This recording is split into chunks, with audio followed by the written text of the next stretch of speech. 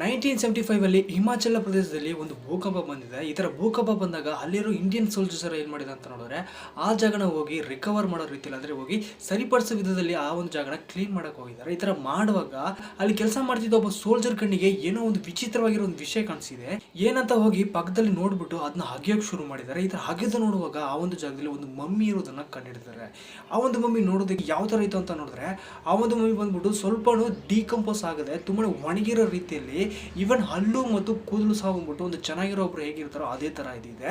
ಇದನ್ನ ನೋಡ್ಬಿಟ್ಟು ಅವರು ತುಂಬಾನೇ ಶಾಕ್ ಹೋಗ್ಬಿಟ್ಟು ಈ ಒಂದು ಮಮ್ಮಿನ ಯಾರ್ದಂತ ಐಡೆಂಟಿಫೈ ಮಾಡೋದಕ್ಕೆ ಕೆಲವೊಂದು ರಿಸರ್ಚ್ ಗಳನ್ನ ಮಾಡೋದಕ್ಕೆ ಲ್ಯಾಬ್ಗೆ ಆ ಒಂದು ಮಮ್ಮಿನ ಕಳ್ಸಿಕೊಟ್ಟಿದ್ದಾರೆ. ಲ್ಯಾಬ್ಗೆ ಕಳ್ಸಿಕೊಟ್ಟ ಸ್ವಲ್ಪ ದಿವಸದಲ್ಲೇ DNA ರಿಪೋರ್ಟ್ ಅಲ್ಲಿ ಒಂದು ವಿಷಯನ ಕನ್ಫರ್ಮ್ ಮಾಡಿದ್ದಾರೆ. ಏನಂತ ನೋಡಿದ್ರೆ ಆ ಒಂದು ಮಮ್ಮಿ ಯಾರ್ದಂತ ಅಂದ್ರೆ 14th ಸೆಂಚುರಿಯಲ್ಲಿ ಇದ್ದ ಸಾಂಗ ಟೆನ್ಸಿನ್ ಅನ್ನೋ ಒಂದು ದೊಡ್ಡ ಬೌದ್ಧ ಸನ್ಯಾಸಿ ಅಂತ ಹೇಳಿದ್ದಾರೆ.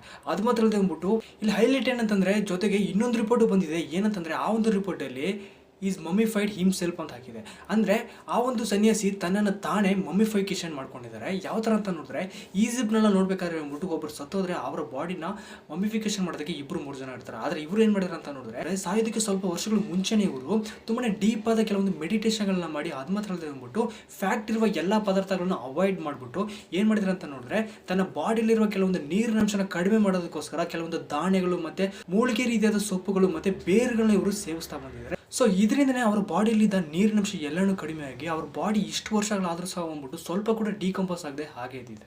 ಸೊ ಇದ್ರ ಬಗ್ಗೆ ನಿಮ್ಗೆ ಏನು ಅನಿಸಿದೆ ಅನ್ನೋದು ಮರೆಯದೆ ಕಮೆಂಟ್ ಮಾಡಿ. ಅದು ಮಾತ್ರ ಅಂದ್ಬಿಟ್ಟು ಇದೇ ಥರ ಕೆಲವೊಂದು ಇಂಟ್ರೆಸ್ಟಿಂಗ್ ಆದ ವಿಷಯಗಳ ಬಗ್ಗೆ ನೀವು ತಿಳ್ಕೊಬೇಕಾದ್ರೆ ಈ ಒಂದು ಚಾನಲ್ ಸಬ್ಸ್ಕ್ರೈಬ್ ಮಾಡಿ.